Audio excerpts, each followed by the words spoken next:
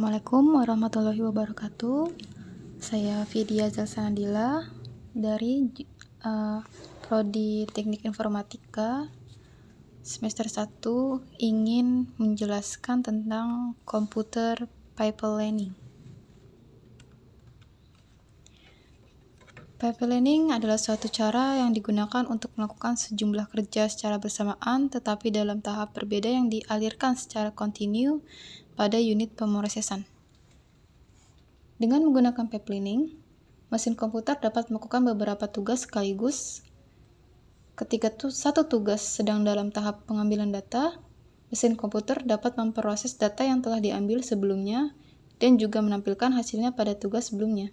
Dengan cara ini, waktu yang dibutuhkan untuk menyelesaikan seluruh proses komputasi dapat dikurangi secara signifikan. Klasifikasi berdasarkan fungsi. Pipelining instruksi. Dalam suatu komputer non-pipeline, CPU bekerja melalui suatu siklus yang berkesinambungan dari fetch, decode, eksekusi untuk semua instruksinya. Proses fetch suatu instruksi tidak akan dimulai sampai eksekusi instruksi sebelumnya selesai. Pipelining process. Suatu stage dari suatu pipeline, proses aktual dan latch saling berbagi memori di antara prosesor-prosesor tersebut sehingga pipeline tersebut disebut sebagai pipeline prosesor. Klasifikasi berdasarkan konfigurasi.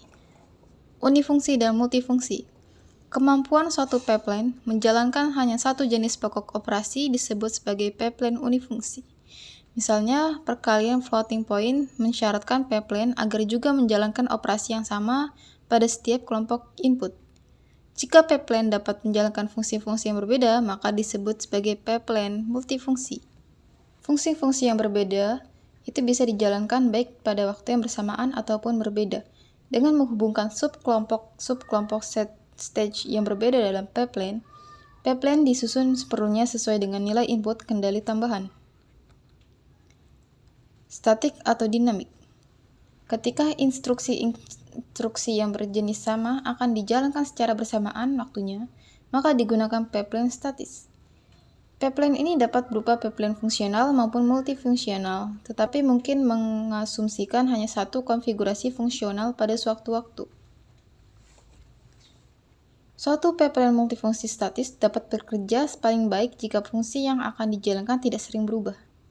Antara perubahan, pipeline terlihat sebagai pipeline multifungsi dan mengulangi operasi yang sama berulang-ulang.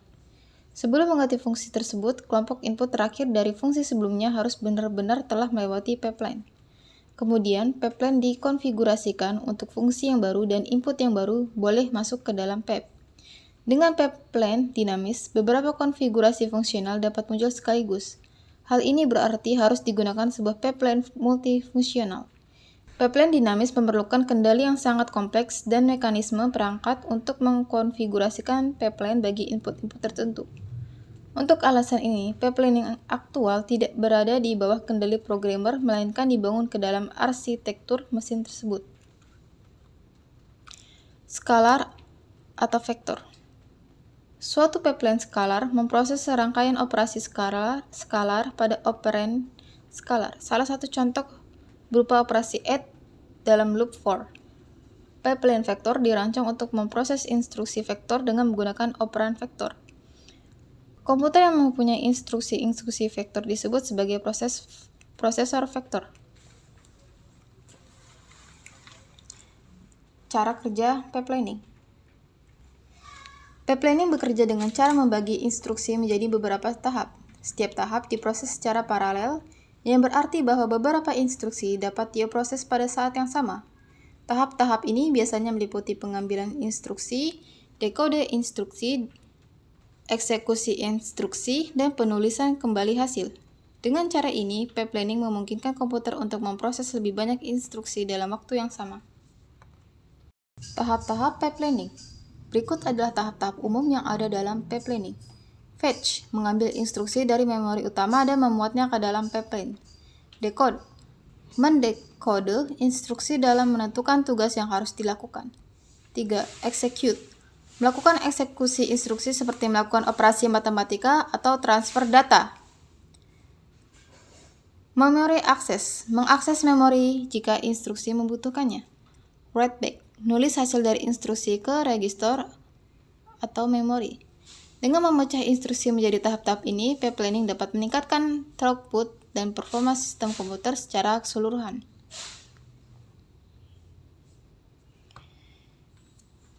Pipelining dapat secara signifikan meningkatkan efisiensi eksekusi program dalam arsitektur komputer.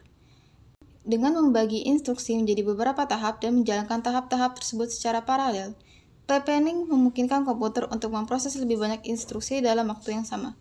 Ini berarti bahwa program dapat dijalankan lebih cepat dan lebih efisien, yang pada gilirannya dapat meningkatkan produktivitas dan kinerja komputer. Batasan atau kendala dalam penggunaan pipelining.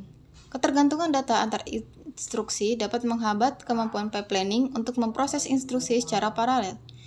Pipelining bisa mempengaruhi kehandalan sistem jika terjadi kesalahan atau percabangan instruksi yang mempengaruhi instruksi-instruksi selanjutnya dalam pipelining. Konsep pipelining juga dapat diterapkan dalam beberapa komponen lain dalam sistem komputer seperti pipelining dalam pengolahan video, pipelining dalam pemrosesan data paralel, dan lain-lain. Kelebihan dan kekurangan dari pipelining. Kelebihan dari pipelining. Waktu siklus proses berkurang sehingga meningkatkan tingkat instruksi dalam kebanyakan kasus lebih cepat selesai. Beberapa kombinasional sirkuit seperti penambah atau pengganda dapat dibuat lebih cepat dengan menambahkan lebih banyak sirkuit. Jika pipelining digunakan sebagai pengganti, hal itu dapat menghemat sirkuit dan kombinasional yang lebih kompleks. C. Pemrosesan dapat dilakukan lebih cepat dikarenakan beberapa proses dilakukan secara bersamaan dalam satu waktu. Pipelining memiliki beberapa keuntungan dalam komputer, antara lain meningkatkan kinerja sistem secara keseluruhan dengan memungkinkan beberapa instruksi diproses secara bersamaan, mengurangi latensi atau waktu tunggu dalam eksekusi instruksi, memungkinkan penggunaan instruksi yang lebih kompleks dengan waktu eksekusi yang lebih cepat. Kekurangan pipelining. Pipelining proses menjalankan beberapa instruksi pada satu waktu jika ada beberapa cabang yang mengalami penundaan cabang atau penundaan memproses data, dan akibatnya proses yang dilakukan cenderung lebih lama. Instruksi latensi di non-pipelined proses sedikit lebih rendah daripada dalam pipeline setara. Hal ini disebabkan oleh fakta bahwa instruksi ekstra harus ditambahkan ke jalur data dari set prosesor pipeline. Kinerja prosesor di pipeline jauh lebih sulit untuk meramalkan dan dapat bervariasi lebih luas di antara program yang berbeda.